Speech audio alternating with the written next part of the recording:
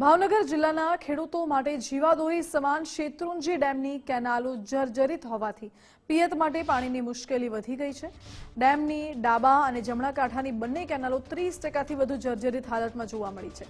જર્જરિત કેનાલના કારણે પાલીતાણા, મહુવા, તળાજા અને ઘોઘા તાલુકાના 100થી વધુ ગામના ખેડૂતોને અપૂરતું અને અનિયમિત પાણી મળે છે, જેથી ઉનાળુ કે શિયાળુ પાકને નુકસાન થવાની ભીતિ છે। ખેડૂતોને ખર્ચ પણ વધારાનો થાય છે, ત્યારે ખેડૂત આગેવાનોએ અનેક વખત રજૂઆતો કરી છતાં કેનાલનું રિપેરિંગ નથી કરવામાં આવતું, જેનાથી ખેડૂતોમાં રોષ છે।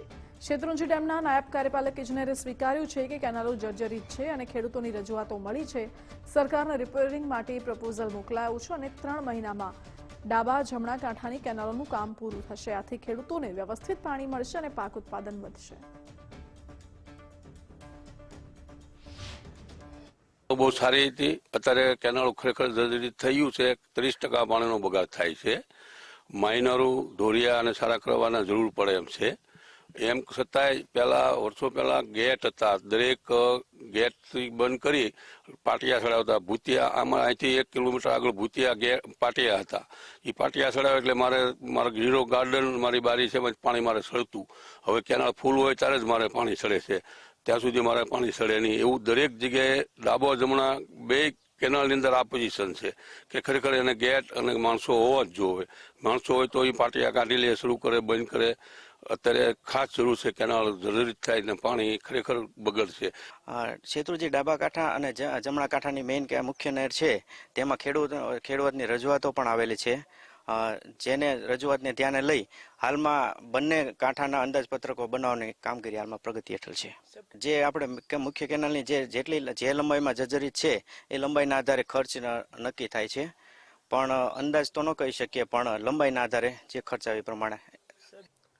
ભાવનગર જિલ્લાના ખેડૂતો માટે જીવાદોરી સમાન શેત્રુંજી ડેમની ડાબા અને જમણા કાંઠાની કેનાલો જે છે તે છેલ્લા ઘણા સમયથી જર્જરિત હાલતમાં જોવા મળી રહી છે। જોઈ શકાય છે દ્રશ્યોમાં પણ કે જે પ્રમાણે આ ડાબા અને જમણા કાંઠાની જે કેનાલો છે તે કેનાલોની હાલત આ પ્રકારે દયનીય થઈ જતા અહીંથી ચોક્કસથી આ કેનાલ મારફતે પિયત માટે અપાતા જે પાણી છે તે પાણી ક્યાંક ને ક્યાંક આ જર્જરિત કેનાલ થવાના કારણે ચોક્કસથી ખેડૂતોને પૂરતા પ્રમાણમાં પિયતનું પાણી નથી મળતું। તેના કારણે ચોક્કસથી ખેડૂતોના જે પાકો હોય છે તેને ક્યાંક ને ક્યાંક પારાવાર જે છે તે નુકસાનીનો સામનો જે છે તે કરવાનો વારો આવતો હોય છે। છેલ્લા ઘણા સમયથી રજૂઆતો કરવા છતાં પણ આ જે કેનાલો છે તે કેનાલોમાં આ પ્રકારે મસ્ત મોટા ગાબડાઓ પડી ચૂક્યા છે, પરંતુ ક્યાંક ને ક્યાંક સિંચાઈ વિભાગ જાણે કે ઊંઘમાં હોય તેવું ચોક્કસ લાગી રહ્યું છે। સીધા દ્રશ્યો બતાડવાના પ્રયત્નો કરી રહ્યા છીએ। જોઈ શકાય છે કે આ સ્થિતિનું નિર્માણ અહીંયા થવા પામ્યું છે, પરંતુ ક્યાંક ને ક્યાંક નિંભર તંત્ર છે ત્યારે ક્યારે તેના જે કહી શકાય કે આ કેનાલ છે તે રિપેરિંગ કરાવશે તે એક મોટો પ્રશ્ન છે, કેમ કે આ કેનાલ મારફતે જ ભાવનગર જિલ્લાના 110 જેટલા જે ગ્રામ્ય વિસ્તારો છે તે વિસ્તારોમાં આ કેનાલ મારફતે જ પાણી જે છે તે પિયતનું આપવામાં આવતું હોય છે, પરંતુ ક્યાંક ને ક્યાંક આ કેનાલ જર્જરિત હોવાના કારણે ચોક્કસથી અહીંના ખેડૂતો મુશ્કેલીમાં મુકાણા છે।